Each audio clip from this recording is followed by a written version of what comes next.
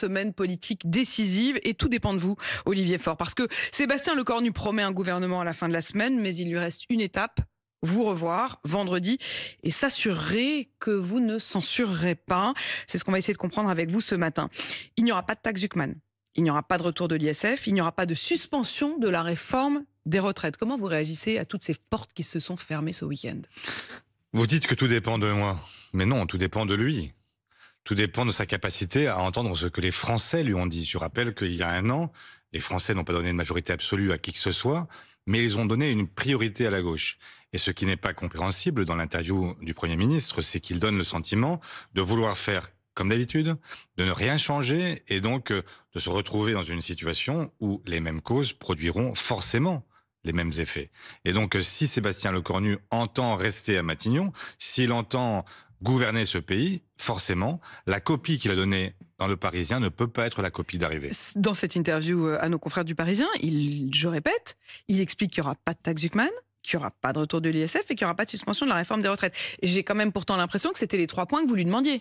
Mais moi, je vous répète que si rien ne change, eh bien, le résultat est déjà connu. Il y aura une censure et donc ce gouvernement tombera et il y aura vraisemblablement une dissolution à laquelle nous sommes prêts. Vous avez été surpris ? Surpris par ce qu'il dit et ce qu'il pense, non, parce que ça correspond à ce que dit le socle commun depuis 8 ans. Donc forcément, je ne suis pas surpris. Ce qui m'étonne quand même, c'est qu'il devrait avoir entendu le fait que ils ont été battus aux élections, qu'ils ont déjà perdu 3 premiers ministres en un an, ce serait le 4e, et donc à un moment, il faudrait que quelque part, quelqu'un se dise, il est temps d'ouvrir la porte à ce que peut dire l'opposition. S'ils ne l'entendent pas, que voulez-vous que je fasse? Le chaos, c'est eux. Vous l'avez dit, s'ils ne l'entendent pas et s'il n'y a pas de changement, alors il y aura censure. Et s'il y a censure, il y aura dissolution. Nous y sommes prêts. On va y revenir. Il y a tout de même quelques pistes qu'il évoque, Sébastien Lecornu. Il promet une forme de justice fiscale, c'est ce que vous demandez, qui reposerait notamment sur la taxation de l'argent qui dort dans des holdings et des holdings familiales, sur une contribution éventuelle sur le patrimoine, voire sur une réduction de la flat tax. Est-ce que ces pistes-là vous paraissent possibles, prometteuses? Prometteuse, je ne sais pas. Ce que moi je voudrais lui dire ce matin, c'est la chose suivante. Moi je voudrais la copie complète. Pour l'instant, on a bien compris ce qu'il ne voulait pas, on n'a pas très bien compris ce qu'il était prêt à faire. Et donc ce que je veux, vendredi, c'est de savoir exactement ce qu'il sera demandé aux Françaises et aux Français et quel sera le rendement de toutes les mesures qu'il entend présenter face aux nôtres. Moi, ce que j'ai présenté avec les socialistes depuis plus d'1 mois, c'est une équation complète. Donc, quelle est la trajectoire? À quel rythme on réduit le déficit? Qu'est-ce qu'on fait pour économiser sur le budget de l'État? Qu'est-ce qu'on fait aussi comme prélèvement supplémentaire, la taxe Zuckman? Et qu'est-ce qu'on fait aussi pour relancer l'investissement? Qu'est-ce qu'on fait pour relancer le pouvoir d'achat? À ces conditions-là, on peut discuter. Pour l'instant, on a compris simplement ce qu'il ne voulait pas. Mais ça veut dire que si il arrive à vous démontrer vendredi que la taxation davantage des holdings, alors l'argent qui dort, ça voudrait dire avoir mis de l'argent dans des holdings qui sont censés normalement être une sorte d'avant-poste des investissements dans les entreprises. Si en fait c'est une manière juste d'échapper à l'impôt et de faire dormir de l'argent, alors cet argent serait taxé. Si la contribution sur le patrimoine, si tout ça rapporte autant que vous espériez de la taxe Zuckman, alors vous pourriez dire oui. Oui, mais oui. La réalité, dans ce cas-là, vous direz oui. Mais bien sûr, mais la réalité... Ça veut dire, non mais, pardon, ça veut dire que c'était pas taxe Zuckman ou rien. Non, ça veut dire que je veux de l'argent qui permette d'épargner les Françaises et les Français, de la classe moyenne et des classes populaires. Parce que ce que les ultra-riches ne payent pas, ce sont tous les autres qui le payent. Et c'est la raison pour laquelle moi je n'ai rien contre les riches. Simplement ce que je dis, c'est que quand vous avez des gens qui ont une richesse indécente, qui ont vu leur fortune doubler en 8 ans, passant de 600 milliards à 1200 milliards, ce chiffre-là, je le répète en permanence, parce qu'il permet de dire quand même que quand on demande à ces gens-là 15 petits milliards et qu'on nous répond c'est pas possible, on peut pas les spolier, Mais de quoi parle-t-on? Quand je vois que le MEDEF fait semblant de dire que ce sont les entreprises qui sont visées, alors qu'on vise en réalité des très gros patrimoines, je le rappelle, supérieurs à 100 millions d'euros, qui se verraient prélever l'équivalent de 2% de leur patrimoine chaque année, patrimoine qui leur rapporte en moyenne de 10 à 12% chaque année. Donc ça veut dire qu'on le propos n'est pas de réduire leur richesse, mais de faire en sorte qu'ils s'enrichissent moins vite désormais. Donc on est Ça vous très a loin de la surpris aussi spoliation. le MEDEF qui dit nous sommes en réalité les nouveaux insoumis et qui appelle même à une mobilisation et à un grand meeting le 13 octobre. Mais comme toujours, malheureusement, le patronat fait semblant de se mobiliser pour les entreprises, mais en réalité, il est là pour protéger les ultra-riches. Parce que là, on parle de 1800 personnes qui ont un patrimoine, je le répète, supérieur à 100 millions d'euros. On ne parle pas pardon de l'expression, de petits riches. Le problème, c'est que même avec ce que nous avons fait nous-mêmes avec l'ISF, qu'est-ce qu'on faisait? On attrapait les petits riches, mais les ultra riches, eux, échappaient à l'impôt. Et donc, c'est tout l'objectif de la taxe Zuckman, c'est effectivement de faire en sorte que En fait, vous reconnaissez vous-même sont... que l'ISF était pas très bien ficelé. Je reconnais le fait que l'ISF ne touchait pas les ultra-riches et qu'il y avait là un problème, c'est que les ultra-riches qui optimisent, qui se réfugient dans des holdings dans lesquels ils placent leurs biens, pour que les gens nous comprennent, le jet privé, il appartient pas à l'ultra-riche. Donc il n'est pas taxé parce qu'il ne fait pas partie de son patrimoine. Bien sûr, de la même façon que tel particulier, que le yacht, etc. Tout ça est complètement exclu en réalité de ce qu'est le patrimoine reconnu de l'ultra-riche. De la même façon que les SAF des revenus qui sont des revenus très faibles par rapport au montant de leur fortune, pour justement ne payer que très peu d'impôts sur le revenu, et que ça donne tout ça au final. On a un impôt en France qui est normalement progressif. Plus vous êtes riche, plus vous payez. Eh bien, avec les ultra-riches, c'est l'inverse. Il est dégressif. Olivier Faure, comment on fait pour que les Français gagnent mieux leur vie? Rapprocher le net du brut, voilà aussi une des promesses de Sébastien Lecornu. Est-ce que là-dessus vous êtes d'accord? Et est-ce que vous avez des pistes? Mais on avait des pistes. On a proposé 6 milliards d'euros pour tous ceux qui sont en dessous de la médiane. C'est-à-dire qu'en fait, tous ceux qui gagnent moins de 1 920 euros net par mois verraient leur revenu augmenter entre 900 et 1 500 euros. C'était la suppression de la CSG sur C'est pas la ces suppression de la salaires-là. CSG, c'est un taux différencié de CSG qui permet de distinguer entre les revenus et donc de faire en sorte qu'il y ait des gains immédiats et qui soient donc qui soient gagés, en fait, puisque en fait c'est de l'argent en moins pour la protection sociale et donc la taxe Zuckman venait justement gager ces efforts que nous faisons en direction des salariés. On l'a dit, Olivier Faure, vous verrez le Premier ministre vendredi. Est-ce que c'est le rendez-vous de la dernière chance? Oui. Il n'y en aura pas d'autre. Vous dites c'est à prendre ou à laisser. Vendredi, soit il nous convainc, soit il est censuré.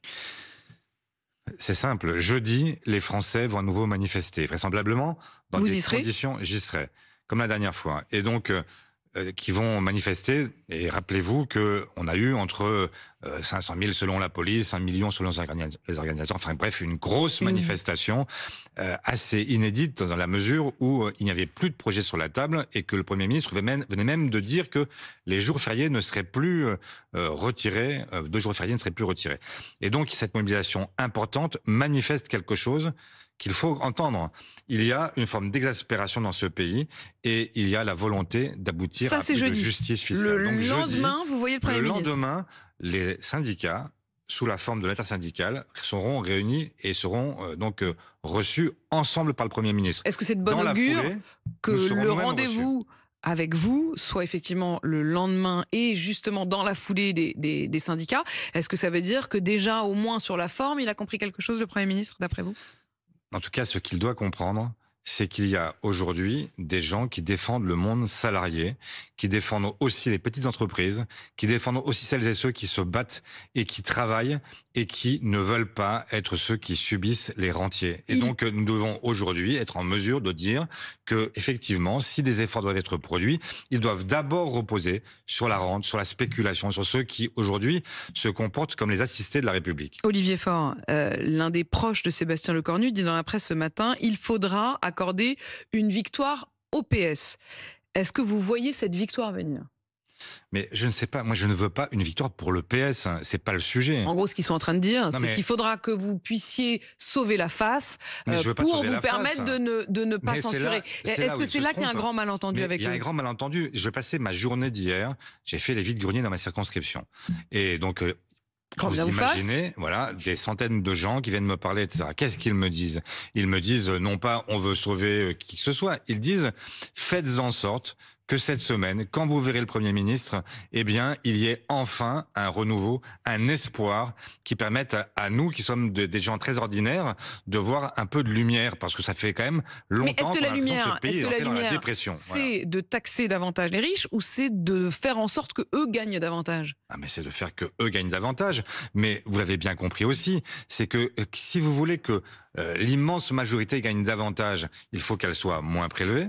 Et donc, tous les impôts qui étaient prévus par François Bayrou, d'ailleurs avec le gel du barème de l'impôt sur le revenu, qui aurait fait rentrer des ménages dans l'impôt sur le revenu, qui aurait augmenté les impôts de tout le monde, sauf pour les ultra-riches, eh bien, la question qu'il pose, c'est de savoir si eux vont être à nouveau les dindons de cette mauvaise farce, ou si, justement, on va chercher l'argent du désendettement et de la capacité de nos services publics à fonctionner chez celles et ceux qui se sont beaucoup enrichis et qui ont les moyens Est-ce de que les venir en aide à tout le dindons de monde. la farce, comme vous dites, ce n'est pas vous les socialistes? En tout cas, c'est ce que considère Jean-Luc Mélenchon.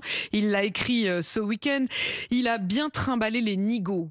Il, c'est Sébastien Lecornu, et les nigauds, c'est vous. Il ne leur donnera rien, de l'espoir non plus, car il dit renoncer à débaucher des candidats ministres dans les groupes politiques qui ne soutiendraient pas le gouvernement. Adieu veaux, vaches et volailles à plumer pour Brun et Gage, par exemple, députés socialistes. Non mais vous l'avez compris, moi je ne commande plus les excès de langage de Jean-Luc Mélenchon qui croit que il n'est ni prose ni vert, il est simplement dans une forme de démagogie permanente. Et ce que je fais moi, c'est que à chaque instant, je cherche des solutions. Je pourrais moi aussi faire le grand numéro de ils sont méchants, ils sont la droite, etc. Et on n'avancera pas. Moi, ce que je veux au contraire, c'est qu'à chaque étape, nous puissions essayer de trouver des solutions pour les Françaises et les Français. Si nous ne les trouvons pas, nous censurerons. Si nous les trouvons, nous maintiendrons. Voilà, c'est tout. C'est aussi simple que ça. La première motion de censure, elle sera déposée par les Insoumis. Ils l'ont déjà annoncé. Si, après le rendez-vous de vendredi, vous en ressortez bredouille, vous avez l'impression de ne pas avoir été entendu, que même sur cette histoire de taxer l'argent qui dort dans les holdings, il n'a pas le compte, alors vous pourriez vous associer à la motion de censure des Insoumis? Mais nous verrons, et si le compte n'y est pas, nous déposerons une motion de censure. Votre propre motion de censure? Bien sûr, et nous prendrons nos responsabilités, nous ferons en sorte que eh bien, ce gouvernement tombe s'il ne veut pas entendre ce que lui disent les Français. Ça veut dire que vous préférerez avoir votre motion de censure que vous vous associez à celle d'LFI? Mais je ne sais pas ce que dira la motion de censure de LFI, je sais par contre ce que nous dirons. Nous dirons que nous avions un projet concret, ce que n'a pas fait LFI, il n'a pas fait cet effort-là. Il faut que dans l'année et demie qui vient, nous sachions dire comment est-ce qu'on va à l'élection présidentielle. Et nous avons posé sur la table un projet qui est parfaitement défini, avec une trajectoire budgétaire, avec des économies, avec aussi des nouvelles recettes, et puis un plan de relance. Vous n'avez plus rien à voir avec LFI. etc. En fait, vous n'avez plus rien à voir avec LFI. Mais Ça suffit de vous en parler, quoi. Il n'y a plus rien.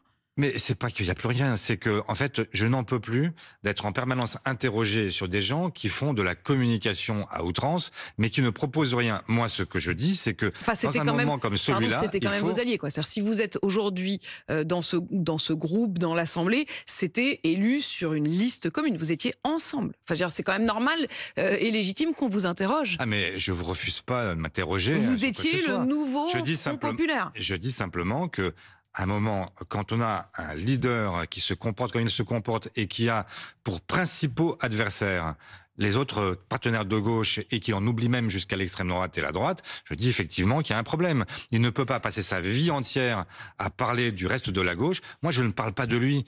Ça ne m'intéresse pas. Je ne suis pas en train de chercher. Et c'est vrai qu'il a passé le week-end à parler de vous les nigauds, le ramassis de vieux sectaros cassoulets. Oui, mais moi, je ne cherche pas à antagoniser la gauche. Je cherche à dire qu'il y a un chemin possible pour la France et c'est très différent. Avez-vous vu une différence entre Sébastien Lecornu et François Bayrou?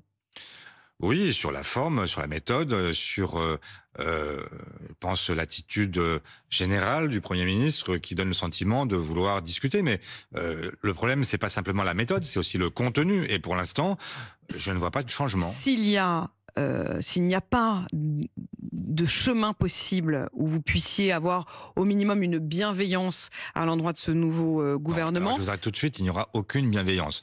Moi, je ne suis pas Le là fait de ne pour... pas censurer, c'est pas de la bienveillance. Non, la seule chose qui m'intéresse, c'est de savoir si les Français, les classes populaires, classes moyennes, les gens ordinaires, vont être pénalisés par ce budget ou pas. Et donc, est-ce qu'on fera tourner les services publics ou pas? Est-ce qu'on fera en sorte qu'on puisse redonner du pouvoir d'achat? Et si ça au plus grand fonctionne nombre pas, est-ce qu'il vaut mieux dissoudre ou est-ce qu'il vaut mieux juste censurer et passer au suivant?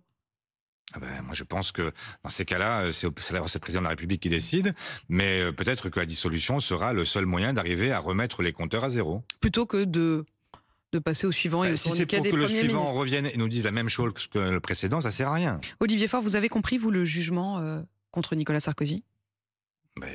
Oui, je comprends qu'il y avait une affaire grave de corruption de nos élites, et en l'occurrence d'un ancien président, qu'au bout de 10 années d'enquête, les juges ont considéré qu'il y avait une condamnation sur la base de l'association de malfaiteurs contre Nicolas Sarkozy. Et moi, ce qui m'indigne aujourd'hui, parce que je crois, comme lui, que la France a été humiliée, mais pas pour les mêmes raisons. Ce qui humilie la France aujourd'hui, c'est de voir qu'une partie du monde politique a décidé de faire la peau des juges. Et moi, je crois que dans un état de droit, justement, on doit s'en tenir à respecter la séparation des pouvoirs, respecter la liberté de la presse, respecter des décisions de justice qui sont parfaitement motivées. Sur cette question de l'état de droit, ce que dit Nicolas Sarkozy et un certain nombre de ses soutiens, mais aussi quelques observateurs, et y compris du monde judiciaire, c'est que le principe de l'exécution provisoire serait contraire justement à l'état de droit, c'est-à-dire à la double juridiction. Non mais est-ce que ça vous interroge? Quand vous entendez le président du Sénat qui dit oui, ça interroge, il y a un questionnement. Je comprends que ça les interroge. Ils ont tous des cas dans leur propre famille politique. Le parti des honnêtes gens, celui de Retailleau comme ils l'appellent, en fait, ils multiplient. Ils sont plus nombreux dans les tribunaux qu'à l'Assemblée. Donc effectivement, je comprends qu'il y a un problème pour eux. Mais enfin, il faudrait quand même pas prendre les choses à l'envers. Parce que là, on est en train de créer un immense nuage. On ferait de la fumée autour d'une affaire. La réalité, c'est que le vrai débat, c'est de savoir si on accepte ou pas que celles et ceux qui nous gouvernent et qui donc sont censés être exemplaires sont des corrompus ou pas. Mais sur cette question de l'exécution provisoire, est-ce que vous vous dites oui, c'est le sujet dans le sujet. Non mais moi je ne veux pas répondre à cette question. Mais c'est la loi. Comme à Gérard Larcher. Non mais c'est la loi et les juges ne font que l'appliquer. Mais vous vous rendez compte qu'au bout de 10 années de procédure, ça fait 10 ans qu'il y a une procédure qui est engagée et seulement au bout de 10 ans il y a une condamnation. Et donc là, si vous dites qu'il n'y a pas d'exécution provisoire, ça veut dire qu'en fait vous repartez en appel. Peut-être qu'encore 10 ans pendant lesquels vous aurez en fait. Donc en fait c'est une réponse à la lenteur de la justice. C'est une réponse tout simplement à la lenteur de l'instruction parce que c'est difficile d'instruire un dossier pareil. Je comprends parfaitement que ça ait duré longtemps. C'est logique qu'on cherche à s'assurer. Nicolas Sarkozy, il considère même que ça a eu un impact politique. Voilà ses mots hier. Je rappelle que j'ai perdu la présidentielle de 2012 de très peu. Il parle notamment de la question du faux document qui serait faux, ou en tout cas dont on ne peut pas prouver la véracité, pour être tout à fait précis et utiliser les mots du tribunal. Il dit le faux de Mediapart y a joué un grand rôle. Qui réparera cette injustice? Il estime même que, au fond, l'élection de François Hollande de 2012 serait fragilisée. Non mais, vous vous rendez compte? C'est quand même, cette façon de chercher systématiquement à retourner tous les arguments. La vraie question qui est posée, c'est est-ce qu'il y a eu un moment des collaborateurs de Nicolas Sarkozy qui sont partis voir, y compris un homme qui était accusé de terrorisme, qui est à l'origine de cet attentat sur le beau-frère de DC-10 de l'UTA, qui a causé la mort de 170 morts. Vraiment, est-ce qu'on peut remettre les choses à leur place et se redire les choses telles qu'elles se sont passées? Moi, ce que je vois, c'est que à chaque fois que la justice condamne un homme ou une femme politique, eh bien, la droite remet en cause la justice, alors qu'elle est celle qui, en permanence, appelle à plus de sévérité et à ce qu'il y ait une tolérance zéro. Merci, la tolérance zéro, c'est pour tout le monde. Merci Olivier Faure, premier secrétaire du Parti socialiste.